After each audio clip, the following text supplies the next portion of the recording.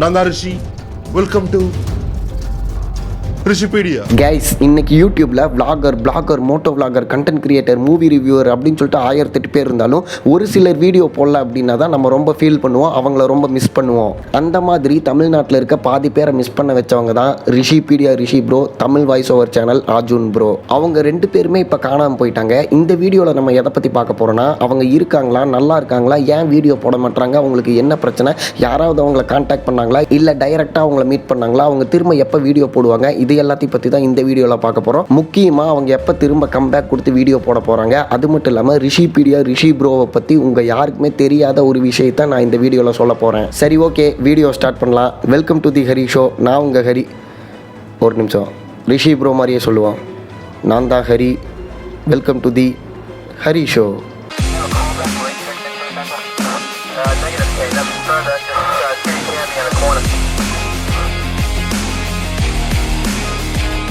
ரிஷிபீடியா சேனலுக்கும் என்னோட காலேஜ் லைஃப்க்கும் ஒரு செம கனெக்ஷன் இருக்குது. அது என்னன்னா 2018 அப்போ நான் காலேஜ் ஃபஸ்ட் இயர் படிக்கிறேன். அப்போ நான் வெளியே ரூம் எடுத்து பசங்களோட ஸ்டே பண்ணியிருந்தேன் காலேஜ் படிக்கிறப்ப. அப்போ என்ன பண்ணுவோன்னா, சாட்டர்டே சண்டே லீவ் இருக்குல்ல, அப்போ வந்து மத்தியானம் லஞ்சு சாப்பிட்டு திரும்ப ரூமுக்கு வந்துட்டு ரூமில் இருக்க கதவு ஜன்னல் எல்லாத்தையுமே க்ளோஸ் பண்ணிவிட்டு போர்வை எடுத்து அந்த ஜன்னல் வழியே சன்லைட் உள்ளே வந்துடக்கூடாது அப்படின்னு சொல்லிட்டு அதையும் கவர் பண்ணி ஒரு டார்க் ரூமாக மாற்றிடுவோம். அதுக்கப்புறம் என்ன பண்ணுவோம் அப்படின்னா, தலைவர் ரிஷிபீடியாவோட வீடியோ போட்டு எல்லாருமே நாங்கள் ஒரு 6 பேர் வந்து ரிஷிபீடியா வீடியோ போட்டு அந்த டார்க் ரூமில் வந்து பார்ப்போம். செம த்ரில்லாக இருக்கும். அதுவும் ஒரு வீடியோ 2 வீடியோ கிடையாது. ஸ்டார்ட் பண்ணோம்னா ஈவினிங் 6 o'clock வரைக்கும் அவர் போட்ட எல்லா வீடியோவும் உட்கார்ந்த இடத்துல அப்படியே பார்த்து முடிச்சிருவோம். அதெல்லாம் இப்போ நினச்சி பார்க்கும்போது ஒரு மாதிரி கஷ்டமாக இருக்குது. அதுவும் இல்லாமல் அந்த காலேஜ் டேஸே ரொம்ப மிஸ் பண்ணுறேன்.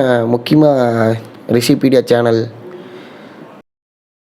இன்றைக்கி ரிஷி ப்ரோ மாதிரி நிறைய பேர் வீடியோ போட்டாலும் எல்லாருமே லாக்டவுன் அப்புறம் அதுக்கப்புறம் ஆரம்பித்தவங்களா இருப்பாங்க. பட் ரிஷி ப்ரோ லாக்டவுன் ஒரு விஷயம் வர்றதுக்கு முன்னாடி இருந்தே வீடியோ போட்டுட்ருக்காரு. அதான் நான் சொன்ன மாதிரி 2017-18 வந்து போட ஆரம்பிச்சிட்டாங்க. அப்போ பார்த்தீங்கன்னா தமிழ் யூடியூபர்ஸே பார்த்தீங்கன்னா ஒரு 4 பேர் தான் ஃபேமஸாக இருந்தாங்க. ஃபேமஸ்ன்றதை தாண்டி வெளியே தெரியிற மாதிரி 4 பேர் தான் இருந்தாங்க. மதன் கௌரி ப்ரோ, ரிஷி ப்ரோ, அப்புறம் இர்ஃபான் இருந்தார், இர்ஃபான் வியூ, அப்புறம் மினிட் மிஸ்டி, முக்கியமாக ஜம்கட்ஸ் ஹரிபாஸ்கர் ப்ரோ. ஆக்சுவலாக மதன் கௌரி ப்ரோ வீடியோ, ரிஷி ப்ரோ வீடியோலாம் பார்த்தீங்கன்னா நான் காலேஜ் வந்ததுக்கப்புறம் தான் பார்த்தேன்.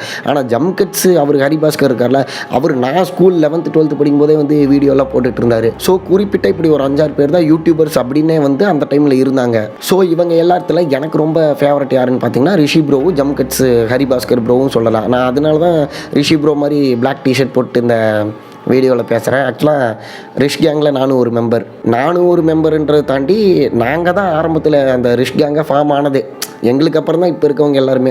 சரி, ஓகே, உங்கள் எல்லாத்துக்குமே தெரியாத ஒரு விஷயத்த சொல்கிறேன் அப்படின்னு சொன்னால அது வந்து உங்களுக்காகவே ரிஷ் கேங்காகவே ஸ்பெஷலாக சொல்கிறேன். என்னென்னா, உங்கள் எல்லாத்துக்குமே ரிஷி ப்ரோவை எப்படி தெரியும்? அதாவது அவர் யூடியூப்பில் வீடியோ போட்டார், பணம் சம்பாரிச்சார், இவ்வளோ சப்ஸ்கிரைபர்ஸ் வச்சிருக்காரு, அவர் ஒரு யூடியூபர், அவ்வளோதானே தெரியும். ஆனால் அவர் யூடியூப் சேனல் ஆரம்பிக்கிறதுக்கு முன்னாடி அவருக்கு பேஷனாக இருந்தது சினிமாவில் டைரக்ஷன் பண்ணணும் அப்படின்றது. முதல்ல தெருவாக நோட்டீஸ் அடித்து ஓட்டியிருக்காரு. அதில் வர 150 ரூபாய் வச்சு தான் பஸ்ஸில் ட்ராவல் பண்ணி ஆடிஷன்லாம் அட்டன் பண்ணியிருக்காரு. முக்கியமாக டைரக்டர் பாலா இருக்கார்ல, அவர்கிட்ட எப்படியாவது நம்ம அசிஸ்டன்ட்டாக ஜாயின் பண்ணிடணும் அப்படின்னு சொல்லிட்டு ஒரு 2-3 வருஷம் அவரோட ஆஃபீஸ் முன்னாடி போயிட்டு நின்றுருக்காரு. வெளியே இருந்த செக்யூரிட்டி என்ன சொல்கிறாங்கன்னா, சார் இன்னைக்கு ஆஃபீஸில் இல்லை, நாளைக்கு தான் வருவார், அதுன்னு சொல்லி இவர்கிட்ட போய் சொல்லியிருக்காங்க.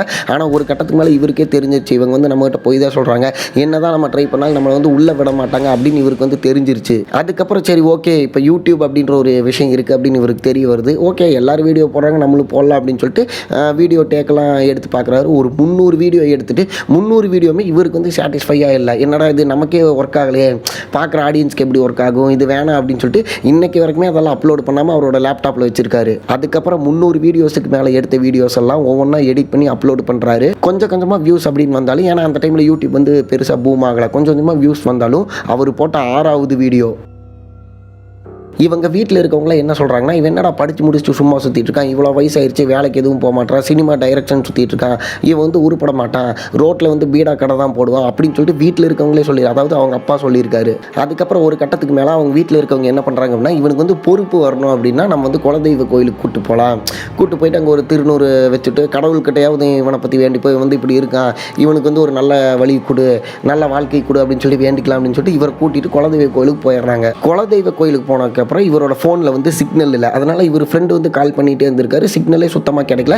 இவர் வந்து சிக்னல் இல்லாங்காட்டி யூடியூப்பில் நம்ம போட்ட வீடியோவை எவ்வளோ வியூஸ் வந்திருக்கு அப்படின்னு சொல்லிட்டு பார்க்க முடியல இவரால்.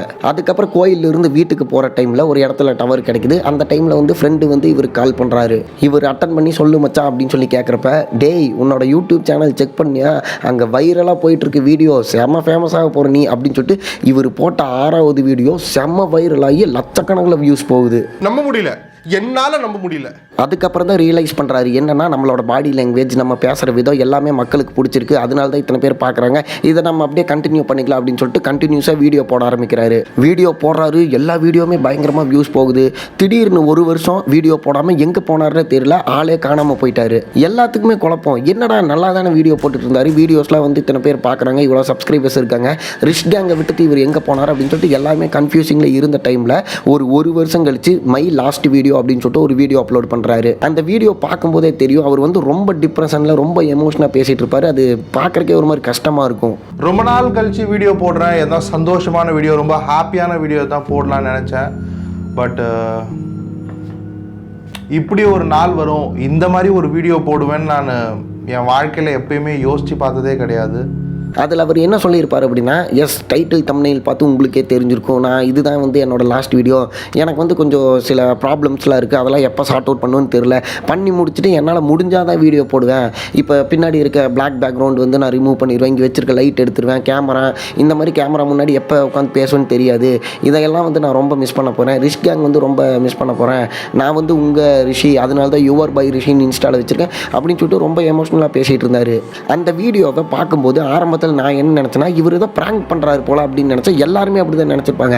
ஏன்னா இவ்வளோ சப்ஸ்கிரைபர்ஸ் இருக்க ஒரு ஆள் ஏன் வந்து இந்த மாதிரி யூடியூப் சேனலை விட்டு போகணும், அதுவும் இல்லாமல் அவருக்கு டேலண்ட் இருக்குது, அவர் நினச்ச வீடியோ வந்து பண்ணிகிட்டே இருக்கலாம், சம்மந்தமே இல்லாமல் இவர் ஏன் விட்டுட்டு போகணும். சரி ஓகே, வீடியோவோட ஒரு ஹூக்குக்காக இவர் வந்து சோகமாக பேசுகிறாரு, திடீர்னு நான் தான் அவங்க ரிஷி, நான் இப்படிலாம் சொல்லுவேன்னு எதிர்பார்த்தீங்களா, நான் இனிமேல் கண்டினியூவாக வீடியோ போட போகிறேன் அப்படின்னு சொல்லுவாருன்னு பார்த்தா, அந்த வீடியோ ஃபுல்லாகவே அவர் சொன்ன ஒரே விஷயம் தான், இந்த மாதிரி எனக்கு கொஞ்சம் ப்ராப்ளம் இருக்குது, அதெல்லாம் வந்து நான் சார்ட் அவுட் பண்ணி தான் வீடியோ போடுவேன் அப்படின்னு சொல்லிட்டு அந்த வீடியோவை முடிச்சிட்டாரு. அதுக்கப்புறம் கொஞ்ச நாளுக்கு வீடியோ போடவே இல்லை. திடீர்னு அனௌன்ஸ்மெண்ட் அப்படின்னு சொல்லிட்டு ஒரு வீடியோ போடுறாரு. அதில் என்னென்னா, இந்த மாதிரி நான் திரும்ப வந்துட்டு வீடியோ போட போகிறேன் அந்த மாதிரிலாம் சொல்லிவிட்டு அதுக்கப்புறம் கண்டினியூஸாக மறுபடியும் வீடியோ போட ஆரம்பித்தார். இப்போ அவர் வீடியோ போட்டு ஒரு 3 வருஷத்துக்கு மேலே ஆச்சு. இங்கே என்ன பிரச்சனைனா, இப்போ கடைசி டைம் கூட மை லாஸ்ட் வீடியோ அப்படின்னு சொல்லிட்டு ஒரு வீடியோவில் வந்து எனக்கு இந்த மாதிரி பிரச்சனை இருக்குது, அதெல்லாம் எப்போ முடிக்க போகிறேன்னு தெரியல, முடிச்சாதான் வருவேன் அப்படின்னு சொன்னார். ஆனால் இந்த டைம் அந்த மாதிரி வீடியோ எதுவுமே போடல. கண்டினியூஸாக வீடியோ போட்டுட்டு இருந்தவர் சடனாக வீடியோ போடுறதை ஸ்டாப் பண்ணிட்டாரு. சரி, அது எல்லாம் ஓகே ப்ரோ, இப்போ அவர் இருக்காரா, திரும்ப கம்பேக் கொடுப்பாரா, அவர் வீடியோ போடுவாரா அப்படின்றத பற்றி பார்ப்போம். இந்த விஷயம் உங்களுக்கே தெரிஞ்சிருக்குன்னு நினைக்கிறேன். ரீசெண்டாக பெட் ஷாப் வச்சிருக்க ஒருத்தர் ரிஷியை மீட் பண்ணியிருக்காரு. அவர் ரிஷி கூட ஃபோட்டோ எடுத்து அந்த ஃபோட்டோவை இன்ஸ்டாகிராமில் போடும்போதே மேலே என்ன போடுறாரு அப்படின்னா, இட்ஸ் நாட் ஏஐ அப்படின்னு போடுறாரு. ஏன்னா இப்போ ஏஐ வச்சு யார் கூட வேணால் இருக்க மாதிரி எடிட் பண்ணலாம். அவர் வந்து தெளிவாக இந்த மாதிரி இட்ஸ் நாட் ஏஐ அப்படின்னு சொல்லிட்டு போட்டு தான் அந்த போஸ்ட்டே போடுறாரு. அதுக்கப்புறம் அவர் கூப்பிட்டு சில யூடியூப் சேனல்லாம் வந்து கேட்குறாங்க, இந்த மாதிரி ரிஷி வந்து உங்ககிட்ட என்ன சொன்னாரா, அவர் திரும்ப வீடியோ போடுவாரா, அவர் நல்லா இருக்காரா, இதெல்லாம் கேட்குறப்ப இவர் என்ன சொல்கிறாரு அப்படின்னா, ரிஷி ப்ரோ சூப்பராக இருக்காரு, நல்லா இருக்காரு, ஹெல்த் வைஸ் ஓகே. நான் வந்து கேட்டேன் அவர்கிட்ட, இந்த மாதிரி அடுத்து எப்போ வீடியோ போடுவீங்க, எப்போ கம்பேக் கொடுப்பீங்க அப்படின்னு அவர்கிட்ட கேட்டேன். அதுக்கு அவர் என்ன சொன்னார்னா, இந்த மாதிரி நான் கூடிய சீக்கிரம் கண்டிப்பாக வீடியோ போடுறேன், நான் கம்பேக் கொடுக்குறேன், ஏன்னா நிறைய பேர் இன்னைக்கு வரைக்கும் டிஎம் பண்ணிட்டு இருக்காங்க, நான் வந்து கண்டிப்பாக வீடியோ போடுறேன் அப்படின்னு சொல்லியிருக்காரு. ரிஷி ப்ரோ இது போதும் எங்களுக்கு. ஸோ நமக்கு இதில் தெரிஞ்ச விஷயம் என்னன்னா, ரிஷி ப்ரோ நல்லா இருக்காரு, கூடிய சீக்கிரம் வீடியோ போடுவார், கம்பேக் கொடுப்பேன்னு அவரே சொல்லியிருக்காரு.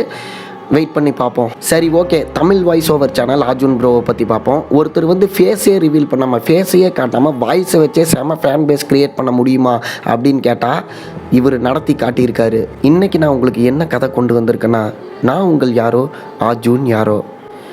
இதை கேட்டு ரொம்ப நாள் ஆச்சு. இவர் எக்ஸ்பிளைன் பண்ணுற படம் இருக்குது தெரியுமா, அந்த படத்தை நம்ம படமாக பார்த்தா கூட அவ்வளோ இன்ட்ரெஸ்ட்டாக இருக்குமான்னு தெரியல, ஆனால் இவரோட வாய்ஸில் கேட்குறக்கு அவ்வளோ இன்ட்ரெஸ்ட்டாக இருக்கும், நம்மளையே மறந்து அப்படியே அந்த கதைக்குள்ளே போயிடுவோம். அர்ஜுன் ப்ரோக்கு என்னாச்சு, அவர் ஏன் வீடியோ போட மாட்டாரு அப்படின்றது அவரே வந்து சொன்னால் தான் தெரியும். இப்போ இவங்க 2 பேருமே வந்து வீடியோ போடாத டைமில் மற்றவங்களாம் சரியான ரூமர்ஸ்லாம் கிளப்பி விட்டுட்டு இருக்காங்க. என்னென்னா, அவங்க 2 பேருக்கு ஆக்சிடென்ட் ஆயிடுச்சு, அவங்க வந்து அவங்களோட சேனலை வந்து வேறு யாருக்கும் விற்றுட்டாங்க, அது மட்டும் இல்லாமல் யூடியூப்பில் வந்து வர்ற சேலரி விட வேறு நல்ல கம்பெனியில் வந்து அவங்க அதிக சேலரிக்கு வேலை கிடைச்சிச்சு, அதனால யூடியூப் யூடியூப் விட்டுட்டு அந்த கம்பெனியில் ஜாயின் பண்ணிட்டாங்க. இந்த மாதிரி ஏகப்பட்ட ரூமர்ஸ் கிளப்புறாங்க. ஸோ அவங்க 2 பேத்துக்கும் என்னாச்சு, ஏன் வீடியோ போட மாட்டாங்க, என்ன பிரச்சனை அப்படின்றது அவங்களே வந்து சொன்னால் தான் தெரியும். ஸோ இந்த மாதிரி தேவையில்லாமல் ரூமர்ஸ் வந்து கிளப்பாமல் இருந்தால் நல்லது. அவங்க சார்பாக ப்ளீஸ் இந்த மாதிரி ரூமர்ஸ் வந்து கிளப்பாதீங்கன்னு நான் கேட்டுக்கிறேன். ஆர்ஜுன் ப்ரோ ஒரு நாள் அவருக்கே தெரியாமல் அவரோட வாய்ஸ் வந்து இன்ஸ்டாகிராமில் டைரக்ட் மெசேஜ்லேயோ இதுலேயே வந்து லீக் ஆகிருது. அதை பார்த்துட்டு இங்கே வெளியே வந்து வைரல் பண்ண ஆரம்பிச்சிட்டாங்க. அவர் வந்து நல்லா தான் இருக்காரு, அவர் வந்து பேசிட்டாரு, அவர் வந்து இருக்காரு, அது போதும் எங்களுக்கு அப்படின்னு சொல்லிட்டு வைரல் பண்ண ஆரம்பிச்சது. இவர் வந்து ஆர்ஜுன் ப்ரோக்கு தெரிஞ்சிருக்கு. உடனே வந்து அந்த மெசேஜை வந்து அன்சென்ட் பண்ணிட்டார், டெலீட் பண்ணிட்டாரு. ஸோ இதிலிருந்து என்ன தெரிய வருதுன்னா, அவர் இருக்காரு, நல்லா இருக்காரு, அது போதும், அவர் எப்போ வேணால் வீடியோ போடட்டும், அவர் வீடியோ போடுற வரைக்கும் வந்து நாங்கள் வெயிட் பண்ணுவோம் அப்படின்னு சொல்லிட்டு ரிஷ்கியாங்கும் சரி ஆர்ஜுன் ப்ரோ ஃபேன்ஸும் சரி இன்னைக்கு வரைக்கும் வெயிட் பண்ணிட்டு இருக்காங்க. சரி ப்ரோ, ஆர்ஜுன் ப்ரோக்கு என்னாச்சு, அவர் ஏன் வீடியோ போடாமல் இருக்காரு அப்படின்னா, அவங்க சைட்லேருந்து எதுவுமே சொல்லலாம் தான். நான் சொன்ன மாதிரி நம்ம வந்து இப்போ நான் இந்த வீடியோவில் உட்காந்து இவருக்கு வந்து இதாகிருச்சு, அவருக்கு வந்து அதாகிருச்சு அப்படின்னு சொல்லிட்டு போயிடலாம். ஆனால் பட் உண்மை என்னன்றதோ அதுதான் நம்ம சொல்லணும். அதனால் ரூமர்ஸ் எதுவும் கிளப்பாதீங்க, அவங்க கூடி சீக்கிரம் கம்பேக் கொடுப்பாங்க அப்படின்னு நம்புவோம். நான் பர்சனலாக இந்த வீடியோ மேக் பண்ணுற காரணம் என்னென்னு பார்த்தீங்கன்னா, நான் வந்து ரிஸ்க் கேங்கில் இருக்கேன், அதெல்லாம் 2வது விஷயம். ஆர்ஜுன் ப்ரோ எனக்கு பிடிக்கும், ஸோ அதெல்லாம் வந்து செகண்டரி. நான் வந்து மெயினாக மேக் பண்ண காரணம் என்னென்னு பார்த்தீங்கன்னா, ஒருத்தர் வந்து களத்தில் இருக்கப்போ மக்கள் வந்து ரசிக்கிறது விஷயம் கிடையாது, களத்தில் இல்லாதப்பவும் ரசிக்கணும். எஸ், இவங்க 2 பேர் களத்தில் இல்லாதப்போ கூட மக்கள் ரசிக்கிறாங்க. இவங்க 2 பேர் வீடியோ போட்டு தன்னாலாச்சா, இருந்தாலும் நீங்கள் எப்போ வேணால் வாங்க, நாங்கள் வந்து நீங்கள் வர்ற வரைக்கும் உங்களோட பழைய வீடியோஸ் பார்த்துட்ருப்போம், நீங்கள் எப்போ வேணால் வாங்க, வந்து வீடியோ போட்டால் போதும், அது வரைக்கும் பழைய வீடியோஸ் நாங்கள் வந்து பார்த்துட்ருப்போம், நீங்கள் எத்தனை வருஷம் கழிச்சு வந்தாலும் நாங்கள் வந்து உங்களுக்காக வெயிட் பண்ணிட்டு இருக்கோம் அப்படின்னு சொல்கிறாங்க தெரியுமா. இது வந்து எல்லாருக்கும் கிடச்சிடாது. ஸோ அதுக்காக தான் நான் சொல்கிறேன், ரிஷி ப்ரோ, ஆர்ஜுன் ப்ரோ, நீங்கள் இந்த வீடியோ பார்த்தீங்கன்னா, ஒரு வேளை பார்த்தா ப்ளீஸ் கம்பேக் கொடுங்க, திரும்ப வீடியோ போடுங்க, உங்களுக்காக நாங்கள் வெயிட் பண்ணிகிட்ருக்கோம். இந்த வீடியோவை உங்கள் ஃப்ரெண்ட் சர்க்கிளில் இருக்க ரிஷி ப்ரோ ஃபேன்ஸ்க்கும் ஆர்ஜுன் ப்ரோ ஃபேன்ஸ்க்கும் ஷேர் பண்ணி நம்ம சேனலை சப்ஸ்கிரைப் பண்ணி நம்ம ஸ்குவாடில் ஜாயின் பண்ண சொல்லுங்கள். நான் இதே மாதிரியே ஒரு இன்ட்ரெஸ்டிங்கான வீடியோஸில் உங்களை பார்க்குறேன். Lights of.